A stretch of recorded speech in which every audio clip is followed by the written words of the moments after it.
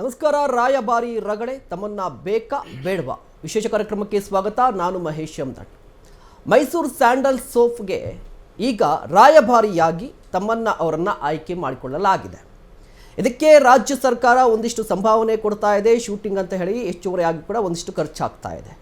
But ಈಗ ತಮ್ಮನ್ನ ಅವರನ್ನು ಆಯ್ಕೆ ಮಾಡಿಕೊಂಡಿರುವ ವಿಚಾರ ಸಾಕಷ್ಟು ಟೀಕೆಗೆ ಮತ್ತು ಸಾಕಷ್ಟು ಚರ್ಚೆಗೆ ಗ್ರಾಸವಾಗ್ತಾ ಇದೆ. ಕನ್ನಡ ಪರ ಹೋರಾಟಗಾರರು ಪ್ರಶ್ನೆಯನ್ನು ಮಾಡ್ತಾ ಇದ್ದಾರೆ, ಯಾಕೆ ಕರ್ನಾಟಕದ ನಟಿ ಇರಲಿಲ್ವಾ ಅನ್ನುವ ಪ್ರಶ್ನೆ. ಕರ್ನಾಟಕದವರನ್ನು ಯಾಕೆ ಈ ರಾಯಭಾರಿಯಾಗಿ ಆಯ್ಕೆ ಮಾಡಲಿಲ್ಲ ಅನ್ನುವ ಪ್ರಶ್ನೆಯನ್ನು ಕೇಳ್ತಾ ಇದ್ದಾರೆ, ಪ್ರತಿಭಟನೆಯನ್ನು ಕೂಡ ಮಾಡ್ತಾ ಇದ್ದಾರೆ. ಅದೇ ಸಂದರ್ಭದಲ್ಲಿ ಸರ್ಕಾರ ಕೂಡ, ಅದರಲ್ಲೂ ಕೂಡ MB ಪಾಟೀಲ್ರು ಒಂದು ರಿಯಾಕ್ಟ್ ಮಾಡಿದ್ದಾರೆ. MB ಪಾಟೀಲ್ ಹೇಳ್ತಾ ಇರುವಂಥದ್ದು, ಇಲ್ಲ ನಾವು ಟ್ರೈ ಮಾಡಿದ್ದೀವಿ ಬಟ್ ಯಾರು ಕೂಡ ಸಿಗಲಿಲ್ಲ, ಹೀಗಾಗಿ ತಮ್ಮನ್ನು ಅವರನ್ನು ಆಯ್ಕೆ ಮಾಡ್ಕೊಂಡಿದ್ದೀವಿ ಅಂತ ಹೇಳ್ತಾ ಇದ್ದಾರೆ.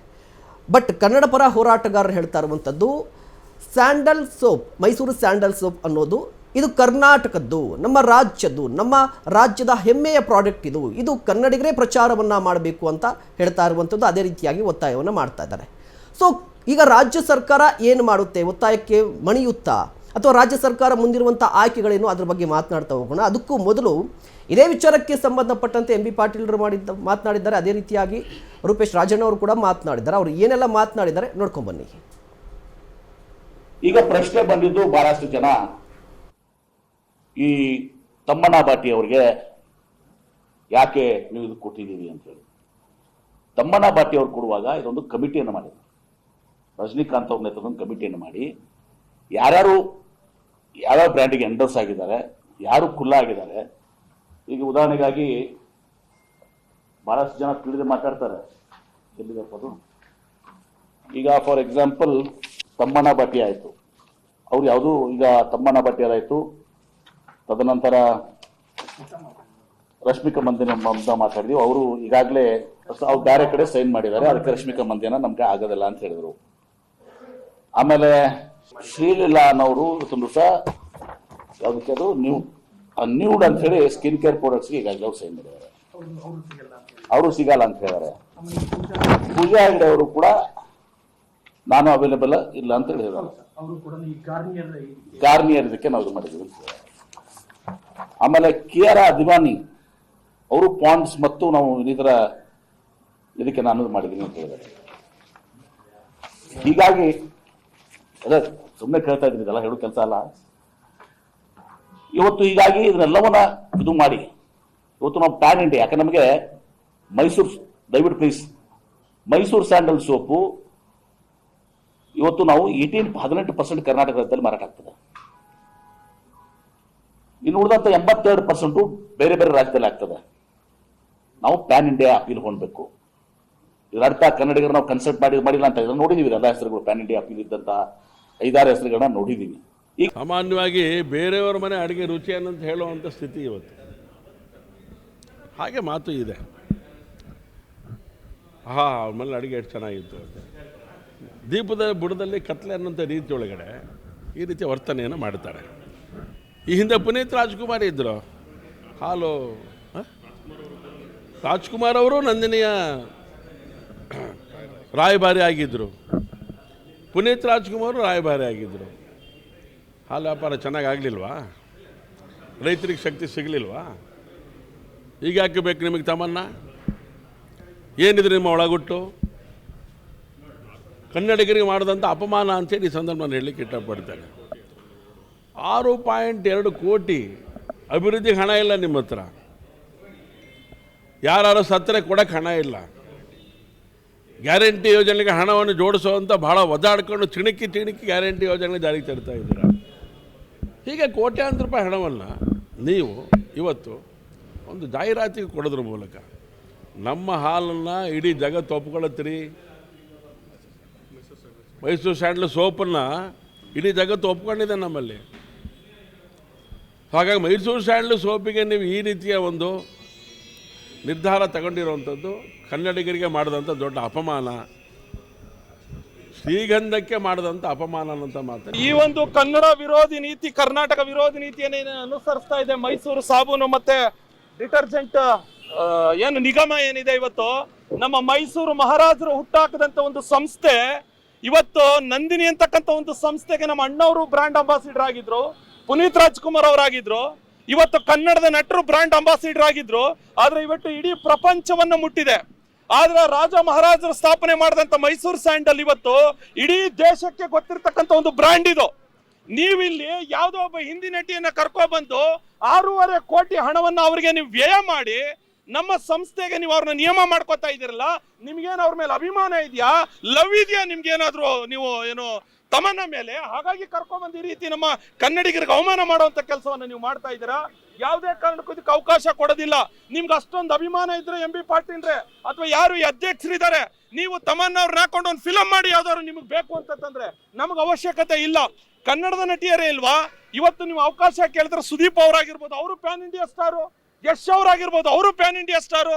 ಅವ್ರನ್ನ ಕರ್ಕೊಂಡ್ ಬನ್ನಿ, ಉಚಿತವಾಗಿ ಬೇಕಾದ್ರೆ ಅವರು ಜಾಹೀರಾತನ್ನ ಕೊಡ್ತಾರೆ. ಇದು 6 ಕೋಟಿ ಕೇವಲ ಜಾಹೀರಾತಿಗೆ ಅಷ್ಟೇ ಅಲ್ಲ, ಇದಾದ್ಮೇಲೆ ಅವ್ರಿಗೆ ಆಡ್ ಶೂಟ್ ಅಂತ ಮಾಡ್ತಾರೆ. ಅವ್ರಿಗೆ ಬಟ್ಟೆಗಳು, ಅವ್ರಿಗೆ ಓಡಾಡೋದಕ್ಕೆ ಇನ್ನೊಂದ್ 2-3 ಕೋಟಿ ಎಕ್ಸ್ಟ್ರಾ ಇಲ್ಲೇನು ಕಮಿಷನ್ ಹೊಡಿಬೇಕು ಅಂತ ತಂದ್ಬಿಟ್ಟು ಈ ರೀತಿ ಅವ್ರನ್ನ ಕರ್ಕೊಂಡ್ಬಂದು ನೀವು ಈ ರೀತಿ ಕನ್ನಡಿಗರ ವಿರೋಧಿ ನೀತಿಯನ್ನು ಗಮನಿಸ್ತಾ ಇದ್ವಿ. ಕನ್ನಡ ಪರ ಹೋರಾಟಗಾರರಾಗಿರುವಂಥ ರೂಪೇಶ್ ರಾಜಣ್ಣ ಅವರು ಮಾತನಾಡ್ತಾ ಇದ್ರು, ಕನ್ನಡಿಗರಿಗೆ ಮಾಡಿರುವಂಥ ಅಪಮಾನ ಅಂತ ಹೇಳಿ, ಜೊತೆಗೆ ಯಾಕೆ ಕನ್ನಡಿಗರನ್ನು ಆಯ್ಕೆ ಮಾಡಿಕೊಳ್ಳಲಿಲ್ಲ ಅಂತ ಒಂದು ಪ್ರಶ್ನೆಯನ್ನು ಕೇಳಿದ್ರು. ಆದರೆ MB ಪಾಟೀಲರು ಒಂದು ಡೇಟಾವನ್ನು ಕೊಡ್ತಾ ಇದ್ರು, ಇಲ್ಲ ನಾವು ಎಲ್ಲರೂ ಕೂಡ ಈಗಾಗಲೇ ಸಂಪರ್ಕವನ್ನು ಮಾಡಿದ್ವಿ, ಬಟ್ ಅವರು ಬೇರೆ ಬೇರೆ ಪ್ರಾಡಕ್ಟ್ಗಳಲ್ಲಿ ರಾಯಭಾರಿ ಆಗಿದ್ದಾರೆ, ಹೀಗಾಗಿ ನಾವು ತಮ್ಮನ್ನು ಅವ್ರಿಗೆ ಸ್ಟಿಕ್ ಆನ್ ಆಗಿದ್ದೀವಿ ಅಂತ ಹೇಳ್ತಾ ಇದ್ದಾರೆ. ಇದರ ಜೊತೆಗೆ ರಾಜ್ಯ ಸರ್ಕಾರ ಒಂದು ಗುರಿ ಹಾಕ್ಕೊಂಡಿರುವಂಥದ್ದು 2028ರ ವೇಳೆಗೆ 5,000 ಕೋಟಿ ವಹಿವಾಟು, ಅಂದರೆ ಮೈಸೂರು ಸ್ಯಾಂಡಲ್ ಸೋಪ್ ಇಂದಾಗಿ 2028ಕ್ಕೆ 5,000 ಕೋಟಿ ವಹಿವಾಟನ್ನು ಮಾಡುವಂಥ ಗುರಿಯನ್ನು ಹೊಂದಿದೆಯಂತೆ. ಈಗ ಸದ್ಯಕ್ಕೆ ಎಷ್ಟು ಬರ್ತಾ ಇದೆ ಈ ಸ್ಯಾಂಡಲ್ ಸೋಪ್ನಿಂದ ಅಂತ ಹೇಳ್ತಾ ಇದ್ದರೆ ನೋಡಿ, ವಾರ್ಷಿಕವಾಗಿ 1,800 ಕೋಟಿ ರೂಪಾಯಿಗಿಂತಲೂ ಹೆಚ್ಚು ಮಾರಾಟವಾಗ್ತಾ ಇದೆ ಅಂತ ಹೇಳ್ತಾ ಇರುವಂಥದ್ದು. ಈ ಮಾರಾಟದಲ್ಲಿ 12% ಕರ್ನಾಟಕದಿಂದ ಲಾಭ ಇದೆ ಅಂತ, 12% ಕರ್ನಾಟಕದಿಂದ ಲಾಭ ಇದೆ. ಇದ್ರ ಜೊತೆಗೆ ನೋಡಿ, ಈಗ ಸದ್ಯಕ್ಕೆ ಏನಿದೆ ಅಂತ ಒಂದು ಡೇಟಾವನ್ನು ನೋಡೋದಾದರೆ, ಮೈಸೂರು ಸ್ಯಾಂಡಲ್ ಸೋಪ್ ಯಾವ ರೀತಿಯಾಗಿ ಮಾರಾಟವಾಗ್ತಾ ಇದೆ, ಅದರಿಂದ ಎಷ್ಟು ನಮಗೆ ಲಾಭ ಬರ್ತಾ ಇದೆ, ಆ ಲಾಭ ಎಲ್ಲಿ ಹೋಗ್ತಾ ಇದೆ ಅಂತ ಒಂದು ಸಣ್ಣ ಡೇಟಾ ನೋಡೋದಾದರೆ 2023-24ರಲ್ಲಿ 1,570 ಕೋಟಿ ರೂಪಾಯಿ ಮೌಲ್ಯದ ಸೋಪ್ ಮಾರಾಟವಾಗುತ್ತೆ 2023ರಲ್ಲಿ. ಇದರಲ್ಲಿ ಲಾಭ ಬರುವಂಥದ್ದು 362.70 ಕೋಟಿ ಲಾಭ ಬರುತ್ತೆ. ಇದರಲ್ಲಿ ಸರ್ಕಾರಕ್ಕೆ ಹೋಗೋದು 108.62 ಕೋಟಿ ಲಾಭಾಂಶ ಹೋಗುತ್ತೆ ಸರ್ಕಾರಕ್ಕೆ. ಹೀಗಾಗಿ ಇಡೀ ಸ್ಯಾಂಡಲ್ ಸೋಪ್ ಇತಿಹಾಸದಲ್ಲಿ ಅತಿ ಹೆಚ್ಚು ಲಾಭ ಬಂದಿದ್ದು ಯಾವಾಗ ಅಂದರೆ 2023ರಲ್ಲಿ. ಹೀಗಾಗಿ CM ಪರಿಹಾರ ನಿಧಿಗೂ ಕೂಡ ಒಂದಿಷ್ಟು ಅಮೌಂಟನ್ನು ಕೊಡ್ತಾರೆ. ಇನ್ನು ಲಾಸ್ಟ್ ವರ್ಷ 2024ಕ್ಕೆ ನೋಡಿದಂಥ ಸಂದರ್ಭದಲ್ಲಿ 1,788 ಕೋಟಿ ರೂಪಾಯಿ ಮೌಲ್ಯದ ಸೋಪ್ ಮಾರಾಟವಾಗುತ್ತೆ. ಇದರಲ್ಲಿ ಕರ್ನಾಟಕದ ಶೇರ್ 18% ಇರುತ್ತೆ. ಇದ್ರ ಜೊತೆಗೆ ಇದರಲ್ಲಿ ಲಾಭ ಎಷ್ಟು ಅಂತ ಹೇಳಿದ್ರೆ 416 ಕೋಟಿ ಲಾಭ ಬರುತ್ತೆ. ಈ ಟೋಟಲ್ ಅಂದರೆ 1,788 ಕೋಟಿ ಪೈಕಿ 1,430 ಕೋಟಿ ರೂಪಾಯಿ ಕರ್ನಾಟಕ, ಆಂಧ್ರ, ತೆಲಂಗಾಣ, ತಮಿಳುನಾಡು ಪಾಲಿರುವಂಥದ್ದು. ಸೊ ಸದ್ಯಕ್ಕೆ ಮೈಸೂರು ಸ್ಯಾಂಡಲ್ ಸೋಪ್ ಲಾಭ ಇದೆ, ಇದರಿಂದ ಲಾಭ ಇದೆ. ಬಟ್ ಸರ್ಕಾರ ಹೇಳ್ತಾ ಇರುವಂಥದ್ದು ಇದರಿಂದ ಲಾಭ ಇದೆ, ಇದನ್ನು ನಾವು ವಿಸ್ತರಣೆ ಮಾಡ್ತಾ ಇದ್ದೀವಿ ಅಂತ ಹೇಳ್ತಾ ಇರುವಂಥದ್ದು. ಕಾರಣ 2028ಕ್ಕೆ 5,000 ಕೋಟಿ ವಹಿವಾಟು ನಮ್ಮ ಗುರಿ ಅಂತ ಹೇಳ್ತಾ ಇರುವಂಥದ್ದು. ಇದೇ ಕಾರಣಕ್ಕಾಗಿ ನಾವು ಪ್ಯಾನ್ ವರ್ಲ್ಡ್ ಅಂತ, ಅಂದರೆ ವಿಶ್ವಕ್ಕೆ, ಈಗ ವಿಶ್ವ ಮಾರುಕಟ್ಟೆಗೆ ನಾವು ಹೋಗ್ತಾ ಇದ್ವಿ, ಹೀಗಾಗಿ ತಮ್ಮನ್ನವರನ್ನು ಆಯ್ಕೆ ಮಾಡ್ಕೊಂಡಿದ್ದೀವಿ ಅಂತ ಹೇಳ್ತಾ ಇದ್ದಾರೆ. ಇದು ಸರಿನಾ ತಪ್ಪಾ? ಹಾಗಾದರೆ ಸರ್ಕಾರದ ಈ ನಡೆಯಿಂದ ಕನ್ನಡಿಗರಿಗೆ ಅಪಮಾನ ಆಗಿದೆಯಾ, ಕನ್ನಡಿಗರಿಗೆ ಅನ್ಯಾಯ ಆಗಿದೆಯಾ, ಅದ್ರ ಬಗ್ಗೆ ಮಾತನಾಡ್ತಾ ಹೋಗೋಣ. ಈ ಕಾರ್ಯಕ್ರಮದಲ್ಲಿ ಭಾಗಿಯಾಗಿರ್ತಾರೆ ಕನ್ನಡ ಪರ ಹೋರಾಟಗಾರರಾಗಿರುವಂಥ ದೊಮ್ಮಲೂರು ಶ್ರೀನಿವಾಸ್ ಅವರು. ಸರ್ ನಮಸ್ತೆ, ಕಾರ್ಯಕ್ರಮಕ್ಕೆ ಸ್ವಾಗತ. ಇನ್ನು ಅದೇ ರೀತಿಯಾಗಿ BJP ವಕ್ತಾರರಾಗಿರುವಂಥ ಲೋಹಿತ್ ಅವರಿದ್ದಾರೆ. ಸರ್ ನಮಸ್ತೆ, ಕಾರ್ಯಕ್ರಮಕ್ಕೆ ಸ್ವಾಗತ. ಶ್ರೀನಿವಾಸ್ ಸರ್, ಇಲ್ಲಿಂದಲೇ ನೋಡಿ, ಮುಖ್ಯವಾಗಿ ಈಗ ಕಂಪ್ಲೀಟ್ ಆಗಿ ಆರೋಪ ಇರುವಂಥದ್ದು ಸರ್ಕಾರ ತಪ್ಪು ಮಾಡಿದೆ, ಕನ್ನಡಿಗರಿಗೆ ಅಪಮಾನ ಮಾಡಿದೆ ಅಂತ ಹೇಳಿದ್ರು. ನಿಜವಾಗ್ಲೂ ಅಪಮಾನ ಮಾಡಿದ್ಯಾ? 100% ಹೇಗೆ ಅಂತ ಸರ್. ಕರ್ನಾಟಕದಲ್ಲಿ ಇಲ್ವಾ ಹೆಣ್ಮಕ್ಳು? ತಮ್ಮನ ಹೆಣ್ಮಗ, ಆ ಅಮ್ಮನ ಬಗ್ಗೆ ನಮ್ಗೆ ಗೌರವ ಇದೆ. ಹೆಣ್ಮಗಳು ನಮ್ಮ ರಾಜ್ಯದಲ್ಲಿ ಹೆಣ್ಮಕ್ಳು ಎಷ್ಟು ಜನ ಇಲ್ಲ? ರಚಿತಾರಾಮ್ ಇಲ್ವಾ? ಆಮೇಲೆ ಶ್ರೀಲೀಲಾ ಇಲ್ವಾ? ಎಂತೆಂಥ ಹೆಣ್ಮಕ್ಳಿದ್ದಾರೆ ಸರ್. ಅದು ಬಿಟ್ಟುಬಿಟ್ಟು ಬೇರೆ ರಾಜ್ಯದಿಂದ ಕರ್ಕೊಂಬಂದು ಅದಕ್ಕೆ 6 ಕೋಟಿ 20 ಲಕ್ಷ ಕೊಡಬೇಕು ಅವ್ರಿಗೆ. ಸರ್, ಮಳೆ ಬಂದು ಬೆಂಗಳೂರು ಮುಳುಗೋಗ್ತಾ ಇದೆ, ಹೂಳೆತ್ತೋದಕ್ಕೆ ದುಡ್ಡಿಲ್ಲ ಇವ್ರ ಹತ್ರ, ತಗೊಂಡೋಗಿ 6 ಕೋಟಿ 20 ಲಕ್ಷ ಹಾಕಿ ಕೊಡಬೇಕಾ? ಹೆಣ್ಮಕ್ಳ ಬಗ್ಗೆ ನಮ್ಗೆ ಗೌರವ ಇದೆ. ದುಡ್ಡು 6 ಕೋಟಿ 20 ಲಕ್ಷ ನಮ್ಮ ತೆರಿಗೆ ಹಣ. ಇವತ್ತು ಇವ್ರು ಗ್ಯಾರಂಟಿಗಳು ಕೊಟ್ಟು ದುಡ್ಡಿಲ್ದಿರ ಸರ್ಕಾರದಲ್ಲಿ ಬೊಕ್ಕಸದಲ್ಲಿ ಅಲ್ಲ ದುಡ್ಡಿಲ್ದಿರ ಆಗಿದೆ. ಕನ್ನಡದ ನಟಿಯರು ಮಾಡಿದ್ರೆ ಫ್ರೀಯಾಗಿ ಮಾಡ್ತಿದ್ರಾ? ಖಂಡಿತ ಮಾಡಿದ್ರು ಸರ್. ಅಣ್ಣವರು ಆ ಕಾಲದಲ್ಲೇ ಅಣ್ಣವರು ಪುನೀತ್ ರಾಜ್ಕುಮಾರ್ ಅವರು ಫ್ರೀಯಾಗಿ ಮಾಡಿದ್ರು. ಪ್ಯಾನ್ ಇಂಡಿಯಾ ಆಗಿಲ್ವಾ ಅದು ನಂದಿನಿ ಅಲ್ಲೋ? ಇದು ಅಷ್ಟು ಇದೇನು ನಮ್ಮದು ನಮ್ಮ ಈ ಇದ್ರದ್ದು ಬಗ್ಗೆ ಹೇಳ್ತೀನಲ್ಲ, ಈ ಆಲ್ರೆಡಿ ದುಡ್ಡು ಇನ್ಕಮ್ ಇದೆ, ಲಾಭ ಇದೆ. ಇವತ್ತು 6 ಕೋಟಿ 20 ಲಕ್ಷ ಕೊಟ್ಟು ಪರಭಾಷಾ ನಟಿಗೆ ಕರ್ಕೊಂಡು ಬರುತ್ತೋ ಅದು ಏನಿದೆ ನಮಗೆ? ನಮ್ಮ ರಾಜ್ಯದಲ್ಲಿಲ್ವಾ ಹೆಣ್ಮಕ್ಳಿಲ್ವಾ? ಎಂತೆಂಥ ಹೀರೋಯಿನ್ಗಳಿಲ್ವಾ? ಕೇಳಿ ನಮ್ಮ ಆಮೇಲೆ ಇವ್ರೇನು ಕಮ್ಮಿನ, ಎಷ್ಟು ಕಮ್ಮಿನ? ಸುದೀಪ್ ಸೌಪ್ಗೆಲ್ಲ ಯಶು ಸುದೀಪ್ನ ಹಾಕ್ಲಿಕ್ಕಾಗುತ್ತಾ ಅಂತ ಸರ್? ಇರಲಿ ಸರ್, ಅವರು ಹೀರೋಗಳು, ಅಕಸ್ಮಾತ್ ಹಾಕಿದ್ರೆ ಅವ್ರನ್ನೂ ಹಾಕ್ಬೋದಿಲ್ಲ ಅಂತಲ್ಲ. ಹೆಣ್ಮಕ್ಳ ಬಗ್ಗೆನೇ ತಗೊಳ್ಳಿ ಅಲ್ವಾ? ಎಷ್ಟು ಜನ ಇದ್ದಾರೆ ಹೆಣ್ಮಕ್ಳು? 6 ಕೋಟಿ ಜನರಲ್ಲಿ ಹೆಣ್ಮಕ್ಳು ಎಂತೆಂಥ ಹೆಣ್ಮಕ್ಳಿದ್ದಾರೆ, ಹೀರೋಯಿನ್ಗಳಿದ್ದಾರೆ. ಕರ್ನಾಟಕದ ಹೆಣ್ಮಕ್ಳು ತಗೊಳ್ಳಿ ನೀವು, ಫ್ರೀಯಾಗೇ ಮಾಡ್ತಾರೆ ಅವರು, ಖಂಡಿತ ಮಾಡ್ತಾರೆ. ಅವ್ರು ಯಾರನ್ನೂ ಭೇಟಿ ಮಾಡಲಿಲ್ಲ. ಆ ಮಂದಣ್ಣ ಆಯಮ್ಮನೊಬ್ಬಳನ್ನ ಭೇಟಿ ಮಾಡಿದ್ದಾರೆ ಹೊರತು ಬೇರೆ ಯಾರನ್ನೂ ಭೇಟಿ ಮಾಡಿಲ್ಲ. ಖಂಡಿತ ಟ್ರೈ ಮಾಡಿ. ಅಲ್ಲ ಶ್ರೀನಿವಾಸ್ ಸರ್ ನೋಡಿ,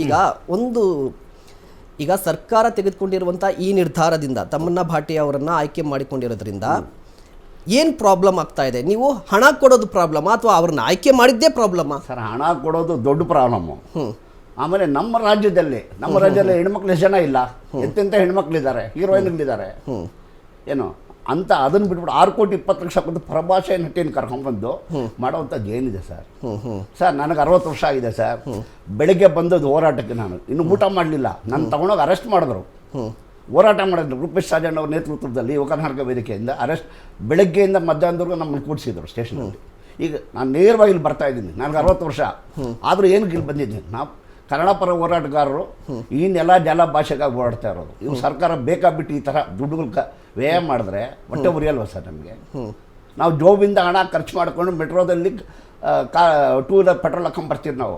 ಇವರು ನಮ್ಮ ತೆರಿಗೆ ಹಣ ತೊಗೊಂಡೋಗಿ ಯಾವುದೋ ಪರಭಾಷೆ ನಟಿ ಕೊಟ್ಟರೆ ಹೊಟ್ಟೆ ಉರಿಯಲ್ವ ನಮಗೆ?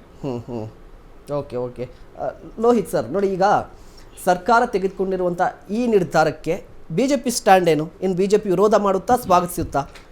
ನೋಡಿ, ಮೈಸೂರು ಸ್ಯಾಂಡಲ್ ಸೋಪ್ ಅಂತ ಏನಿದೆ, ಅದು ಒಂದು ಕನ್ನಡ ನಾಡಿನ ಅಸ್ಮಿತೆ, ಅಸ್ತಿತ್ವ ಅಥವಾ ಸಂಸ್ಕೃತಿ ಅಂತಾನೆ ನಾವು ಭಾವಿಸ್ತೀವಿ. ಯಾಕಂದ್ರೆ ಇದು ನಾಲ್ವಡಿ ಕೃಷ್ಣರಾಜ ಒಡೆಯರ್ ಏನಿದ್ದಾರೆ, ಅವರು ಮನೆಯಲ್ಲೂ ಫೋಟೋ ಹಾಕಿ ಅವರು ಆರಾಧನೆ ಮಾಡೋ ಅಂತ ಈಗಲೂ ಸಾಕಷ್ಟು ಆ ಭಾವನೆ, ಅಭಿಮಾನ ಇದೆ.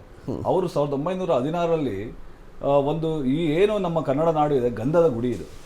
ಆ ಗಂಧದ ಗುಡಿದ ಒಂದು ಈ ನಮ್ಮ ನೆಲ ಜಲ ಅಥವಾ ನಮ್ಮ ಅಸ್ಮಿತೆ, ಅಸ್ತಿತ್ವ ಇದನ್ನೆಲ್ಲ ಅರ್ಥ ಮಾಡ್ಕೊಂಡು, ಅದರದ ಹಿನ್ನೆಲೆ ಇತಿಹಾಸನ ಅರ್ಥ ಮಾಡ್ಕೊಂಡು ಒಂದು ಅತ್ಯಾಧುನಿಕವಾದಂಥ ಆ ಕಾಲಕ್ಕೆ 1914 ಕಲ್ಪನೆ ಇದೆಯಲ್ಲ, ಅವರು ಲಂಡನ್ನಿಗೆ ಹೋದಂಥ ಸಂದರ್ಭದಲ್ಲಿ ಅಲ್ಲಿ ಒಂದು ಆ ಬ್ಯೂಟಿ ಕಾನ್ಸೆಪ್ಟ್ ಆಗಿರ್ಬೋದು ಅಥವಾ ಸೌಂದರ್ಯ ಮಾರ್ಜಕವಾದಂಥ ಅಲ್ಲಿನ ಪರ್ಫ್ಯೂಮ್, ಆ ರೀತಿ ಒಂದು ವಸ್ತುಗಳೇನಿದ್ವು ಅದನ್ನೆಲ್ಲ ಅವರಿಗೆ ಒಂದು ಇಟಲಿ ಪ್ರವಾಸ ಆಗಿರ್ಬೋದು ಅಂತ ಕಡೆ ಎಲ್ಲ ಹೋದಂಥ ಪ್ಯಾರಿಸ್ ಅಂತ ಹೋದಂಥ ಸಂದರ್ಭದಲ್ಲಿ ನಮ್ಮ ನೆಲಕ್ಕೆ ಅಥವಾ ನಮ್ಮ ನಾಡಿಗೆ ಏನಾದರೂ ಕೊಡುಗೆ ಕೊಡಬೇಕಲ್ಲ, ನಮ್ಮ ನಾಡಿಗೆ ಒಂದು ಅವಶ್ಯಕತೆ ಇದೆ, ಇದು ನಮ್ಮ ಶಕ್ತಿ ಏನು ಅಂತ ಅರ್ಥ ಮಾಡ್ಕೊಂಡು ಒಂದು ಇಂಥ ಶ್ರೀಗಂಧದ ನಾಡು ಬೀಡು ಇಂಥ ಸಂದರ್ಭದಲ್ಲಿ ಅದನ್ನ ಯಾಕೆ ನಾವು ಉಪಯೋಗಿಸ್ಕೋಬಾರ್ದು ಅಂತೇಳಿ ನಮ್ಮ ಕನ್ನಡ ನಾಡಿಗೆ ಒಂದು ಕೊಡುಗೆ ಕೊಡುವಂಥ ಮುಖಾಂತರ 1916ರಲ್ಲಿ ಸ್ಥಾಪನೆ ಆದಂಥ ಏನೋ KSDL ಇದೆ, ಮೈಸೂರು ಸಾಬೂನು ಮತ್ತು ಮಾರ್ಜಕ ನಿಗಮ ಏನು ಸ್ಥಾಪನೆ ಆಗಿದೆ, ಇದು ಒಂದು ಅದರದ್ದು ವೈಶಿಷ್ಟ್ಯ ಮತ್ತು ಅದರದ್ದು ಗುಣ, ಅದರದ್ದು ಒಂದು ಜನಗಳು ನಮ್ಮ ಅಪ್ಕೊಂಡು ಮತ್ತೆ ಒಪ್ಕೊಂಡಿದ್ದಾರೆ ನಮ್ಮ ಕನ್ನಡ ನಾಡು. ಫಸ್ಟ್ ಅದನ್ನ ಬೆಳೆಸಿದಂಥವ್ರು ಕನ್ನಡ ನಾಡಿನ ಜನ. ಇವತ್ತು ಸಚಿವರು ಹೇಳ್ತಾ ಇದ್ರು ಕರ್ನಾಟಕದಲ್ಲಿ 18% ಇದು ಇವತ್ತಿಗೂ ಉಪಯೋಗಿಸ್ತಾ ಇದ್ದಾರೆ ಅಂತೇಳಿ. ಇನ್ನು ದಕ್ಷಿಣ ಭಾರತದಲ್ಲಿ ಇನ್ನು ಉಳಿದಂತ ಅತಿ ಹೆಚ್ಚು ವ್ಯವಹಾರ ಆಗ್ತದೆ, ಉತ್ತರ ಭಾರತದಲ್ಲಿ ಇನ್ನೂ ಆಗ್ತಾ ಇಲ್ಲ. ಹಂಗಾಗಿ ಭಾರತೀಯ ಜನತಾ ಪಾರ್ಟಿ ಕನ್ನಡ ನಾಡು, ನೆಲ ಜಲ ಗಡಿ ಭಾಷೆ ವಿಚಾರದಲ್ಲಿ ಸಂಪೂರ್ಣವಾಗಿ ಜನರ ಭಾವನೆಗಳಿಗೆ ಸ್ಪಂದಿಸುತ್ತೆ, ಸಹಕರಿಸುತ್ತೆ, ಮತ್ತೆ ಅವ್ರ ಜೊತೆ ನಿಂತಿರುತ್ತೆ, ಮತ್ತೆ ಬೆಂಬಲಿಸುತ್ತೆ ಸಹ.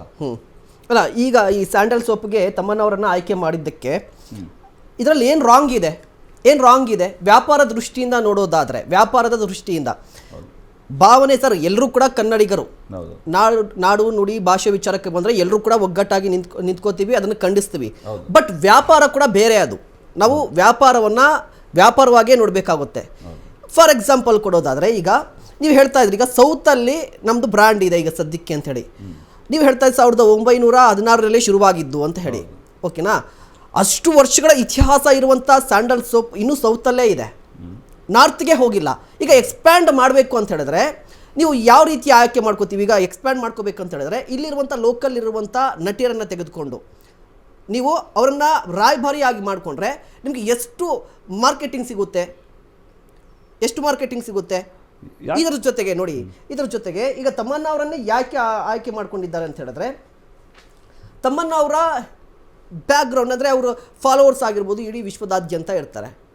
ಈಗ ಯಾವುದೇ ಒಬ್ಬ ಸೆಲೆಬ್ರಿಟಿ ಯಾವುದನ್ನು ಜಾಹೀರಾತಲ್ಲಿ ಕಾಣಿಸ್ಕೋತಾನೆ ಅಂತ ಹೇಳಿದ್ರೆ ಅವರ ಫಾಲೋವರ್ಸ್ ಅದನ್ನು ಫಾಲೋ ಮಾಡ್ತಾರೆ, ಅದನ್ನು ಟ್ರೈ ಮಾಡ್ತಾರೆ. ಸೊ ಹೀಗಾಗಿ ತಮ್ಮನವರನ್ನು ಆಯ್ಕೆ ಮಾಡ್ಕೊಂಡಿರುವಂಥದ್ದು ಇದು ವ್ಯಾಪಾರದ ದೃಷ್ಟಿಯಿಂದ ಒಳ್ಳೇದನ್ಸುತ್ತಾ ಕೆಟ್ಟದನ್ಸುತ್ತಾ? ವ್ಯಾಪಾರದ ದೃಷ್ಟಿಯಿಂದ ಸರ್ ಆಲ್ರೆಡಿ ಲಾಭ ಒಂದು ನಿಮಿಷ ಅವ್ರು ತಗೊಂಡೆ. ಇದು ಮೈಸೂರು ಸ್ಯಾಂಡಲ್ ಸೋಪ್ ಏನಿದೆ ನಾವು ಸಂಪೂರ್ಣವಾಗಿ ವ್ಯಾವಹಾರಿಕವಾಗಿ ಮತ್ತೆ ವ್ಯಾಪಾರ ದೃಷ್ಟಿಯಿಂದಲೇ ನಾವು ಪರಿಗಣಿಸೋದಕ್ಕೆ ಆಗಲ್ಲ, ನೋಡ್ಲೇಬೇಕು ಸರ್. ಯಾಕೆ ಈಗ ಸ್ಯಾಂಡಲ್ ಸೋಪ್ ಫ್ಯಾಕ್ಟರಿಯಿಂದ ನಾವು ಸೇವೆ ಕೊಡ್ಲಿಕ್ಕಾಗುತ್ತಾ? ಸೇವೆ ಆಗುತ್ತಾ ಇದರಿಂದ? ಒಂದು ವಸ್ತುನ ಸೇಲ್ ಮಾಡ್ತಾ ಇದ್ದೀವಿ. ಇದು ಸರ್ ಸ್ಯಾಂಡಲ್ ಸೋಪ್ ಫ್ಯಾಕ್ಟರಿ ನಮಗೆ ಒಂದು ಅಸೆಟ್ ಸರ್ ರಾಜ್ಯ ಸರ್ಕಾರಕ್ಕೆ. ನೋಡಿ 2028ಕ್ಕೆ 5,000 ಕೋಟಿ ಇದರಿಂದ ನಮ್ಗೆ ಇನ್ಕಮ್ ಬರುತ್ತೆ ಅಂತ ಹೇಳಿದ್ರೆ ಅದು ಸಣ್ಣ ಅಮೌಂಟ್ ಅಲ್ಲ. ಬಟ್ 5,000 ಕೋಟಿ ಬರಬೇಕು ಅಂತ ಹೇಳಿದ್ರೆ ನಾವು ವ್ಯಾಪಾರವನ್ನು ಎಕ್ಸ್ಪ್ಯಾಂಡ್ ಮಾಡಲೇಬೇಕಾಗಿರುವಂಥದ್ದು. ಈ ಸಂದರ್ಭದಲ್ಲಿ ನೀವು ಸೇವೆ ಆಗಿ ತೆಗೆದುಕೊಂಡ್ರೆ ಬೇರೆ ಎಲ್ಲವೂ ಕೂಡ ವ್ಯಾಪಾರೀಕರಣ ಆಗಿರುವಂಥದ್ದು. ವ್ಯಾಪಾರವನ್ನು ಯಾಕೆ ವ್ಯಾಪಾರ ದೃಷ್ಟಿಯಿಂದ ಮಾತ್ರ ನೋಡ್ತಾ ಇಲ್ಲ ಸರ್? ಈ ವಿಚಾರಕ್ಕೆ ನೋಡಿ ಸಾಕಷ್ಟು ಪ್ರಾಡಕ್ಟ್ಸ್ ಇದೆ. ವಿಶೇಷವಾಗಿ ನಮ್ಮ ನಂದಿನಿ ಹಾಲ್ ಆಗಿರ್ಬೋದು ಅಥವಾ ಕರ್ನಾಟಕ ಏನು ರೇಷ್ಮೆ ಸೀರೆ ಇದೆ ಅದು, ಆಮೇಲೆ ಜೊತೆಗೆ ಇದು ಮೈಸೂರು ಸ್ಯಾಂಡಲ್ ಸೋಪು, ಇದೆಲ್ಲ ಏನಾಗಿದೆ ಇದಕ್ಕೆ ನೀವು ವ್ಯಾಪಾರ ನೀವು ಅವರು ತಮ್ಮನ್ನ ಉತ್ತರ ಭಾರತದ ನಟಿಯರನ್ನ ಪರಭಾಷೆಯ ನಟಿಯರನ್ನ ತಗೊಂಬಂದೆ ಅವ್ರ ಮುಖಾಂತರ ಅವರ ರಾಯಭಾರನ ನೇಮಿಸ್ಕೊಂಡೇ ನಾವು ಇದನ್ನ ಸೇಲ್ ಮಾಡಬೇಕು. ಈ ಒಂದು ಏನಿದೆ ಈ ವಸ್ತುಗಳು ವಿಶೇಷವಾಗಿ ರೇಷ್ಮೆ ಸೀರೆ, ನಮ್ಮ ಕರ್ನಾಟಕ ನಾಡಿನ KCCI ರೇಷ್ಮೆ ಸೀರೆ ಆಗಿರ್ಬೋದು ಅಥವಾ ಮೈಸೂರು ಸ್ಯಾಂಡಲ್ ಸೋಪ್ ಆಗಿರ್ಬೋದು ಅಥವಾ ನಂದಿನಿ ಆಗಿರ್ಬೋದು, ಇದ್ರದ್ದು ವಿಶೇಷತೆನೇ ಅದರದ್ದು ಗುಣಮಟ್ಟ. ಆ ಗುಣಮಟ್ಟಕ್ಕೆ ಯಾವ್ದು ರಾಯಭಾರಿ ಅವಶ್ಯಕತೆ ಇಲ್ಲ. ಗುಣಮಟ್ಟದ ವಿಚಾರಕ್ಕೆ ಬಂದ್ರೆ ಈಗ ತಮ್ಮಣ್ಣ ರಾಯಭಾರಿ ಆದ್ರೆ sandal soap, Mysuru sandal soap ಇದೆಯಲ್ವಾ, ಅದು ಹೈದರಾಬಾದ್ ಸ್ಯಾಂಡಲ್ವುಡ್ ಸೋಪ್ ಆಗಿಬಿಡುತ್ತಾ? ಆಗಲ್ಲ ತಾನೆ, ಕ್ವಾಲಿಟಿ ಕೂಡ ಕಡಿಮೆ ಆಗಲ್ಲ. ಈಗ ಇಷ್ಟೊಂದು ವಿರೋಧ ಯಾಕೆ ಹಾಗಾದ್ರೆ? ಕ್ವಾಲಿಟಿ ಇದೇನೆ. ಈಗ ನೋಡಿ ಇದರಿಂದ ಏನಾದರೂ ಲಾಭ ಆದರೆ, ಈ ವ್ಯಾಪಾರ ಎಕ್ಸ್ಪೆಂಡ್ ಆಗಿ ವ್ಯಾಪಾರ ಆದರೆ ಅದರ ಲಾಭ ನಮಗೆ ಬರುವಂಥದ್ದು, ಕನ್ನಡಿಗರಿಗೆ ಬರುವಂಥದ್ದು. ಇಷ್ಟು ವರ್ಷ ತಮ್ಮನ್ನ ಆಗಿರ್ಬೋದು, ಉತ್ತರ ಭಾರತದವರಾಗಿರ್ಬೋದು, ಪರಭಾಷೆಯ ಯಾವ ನಟ ನಟಿಯರು ಅಥವಾ ಕಲಾವಿದರು ಇಲ್ದಲೆ 2024-25 ಒಂದು ನಿಮಿಷ 2023 ತಾವೇ ಅಂಕಿಅಂಶ ಕೊಟ್ಟ ಸಂದರ್ಭದಲ್ಲಿ 362.70 ಕೋಟಿ ಲಾಭ ಮಾಡಿಲ್ವಾ? ನಮ್ಮ ಬಿಜೆಪಿ ಸರ್ಕಾರದಲ್ಲೇ ಮಾಡಿದಂಥದ್ದು ಲಾಭ ಆಯ್ತಾ. ಜೊತೆನಲ್ಲಿ 2000 108 ಕೋಟಿ ಸರ್ಕಾರಕ್ಕೆ ಸಲ್ಲಿಸಿದೀವಿ, ಮತ್ತೆ CM ನಿಧಿಗೂ ಸಹ ಕೊಟ್ಟಿದ್ದೀವಿ ಅಂತ ಹೇಳಿ ಒಂದು ಸಂಸ್ಥೆ ಇದು ಮಾಡಿ ಹೇಳಿಕೆ ಕೊಟ್ಟಿದೆ. 2024-25 1785 ಕೋಟಿ ಮಾಡಿ ವ್ಯವಹಾರ ಆಗಿಲ್ವಾ? ಮುಂದಿನ ವರ್ಷ ಆಗುತ್ತೆ 2,000-2,500 ಕೋಟಿ ಆಗುತ್ತೆ. ಅದಕ್ಕೆ ಯಾಕೆ ಇನ್ನೊಬ್ಬರಿಗೆ ಉತ್ತರ ಭಾರತದವರಿಗೆ ಕರ್ಕೊಂಡ್ ಬಂದು ನೀವು ನೇಮಿಸಿ ನಮಗೆ ನಮ್ಮ ಭಾವನೆಗಳಿಗೆ ಧಕ್ಕೆ ತರ್ತೀರಾ? ಅದ್ರ ಬದಲು ನಮ್ಮ ನಾಡಿನ ನಮ್ಮ ನೆಲದ ಸಾಕಷ್ಟು ಕಲಾವಿದರು ನಟ ನಟಿಯರಿದ್ದಾರೆ.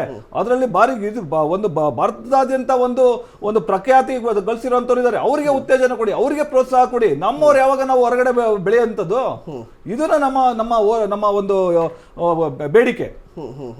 ಹಾಗಾದ್ರೆ ಸರ್ ಈ ಹಿಂದೆ ಯಾರು ಕೂಡ ರಾಯಭಾರಿಗಳಾಗೇ ಇರಲಿಲ್ವಾ?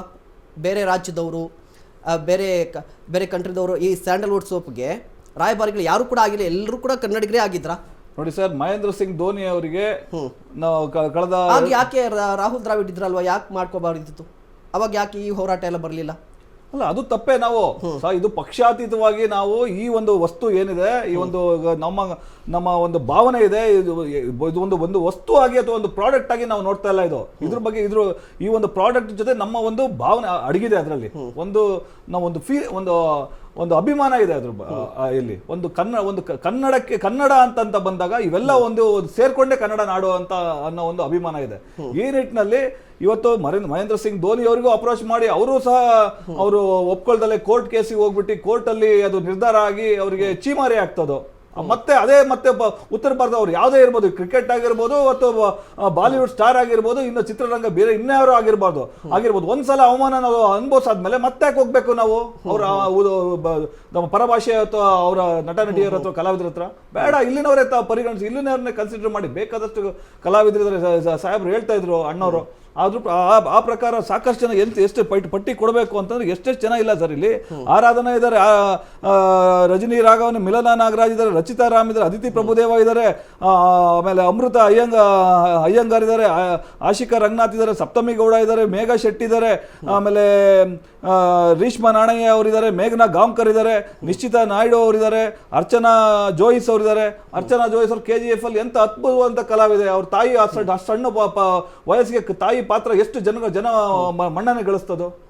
ಒಂದು ನೀವು ಅವಕಾಶ ಕೊಡಿ ಸರ್. ಮತ್ತೆ ಇದು ಇದೆಯಲ್ಲ, ಈ ವಸ್ತು ಏನಿದೆ ಅಲ್ಲ, ಮೈಸೂರು ಸ್ಯಾಂಡಲ್ ಸೋಪ್ ಇದು ಒಂದು ಸಾಕಷ್ಟು ನೆಲಮೂಲದ ಸಂಸ್ಕೃತಿ. ಅದು ಅದ್ರದ್ದು ಒಂದು ಕಾನ್ಸೆಪ್ಟ್ ಸೆಲ್ಲಿಂಗ್ ಅಂತ ಹೇಳ್ತಾರೆ. ಐಫೋನ್ ಹೇಳ್ತಾರೆ, we are not selling A phone, we are selling the luxury ಅಂತ ಹೇಳ್ತಾರೆ. ಆ ರೀತಿ ಇದು ಒಂದು ಆ ನಿಟ್ಟಿನಲ್ಲಿ ಯೋಚನೆ ಮಾಡಬೇಕಾಗುತ್ತೆ. ಕಾನ್ಸೆಪ್ಟ್ ಸೆಲ್ಲಿಂಗ್ ಒಂದು ಮುಖಾಂತರ ಯೋಚನೆ ಮಾಡಬೇಕಾಗತ್ತೆ.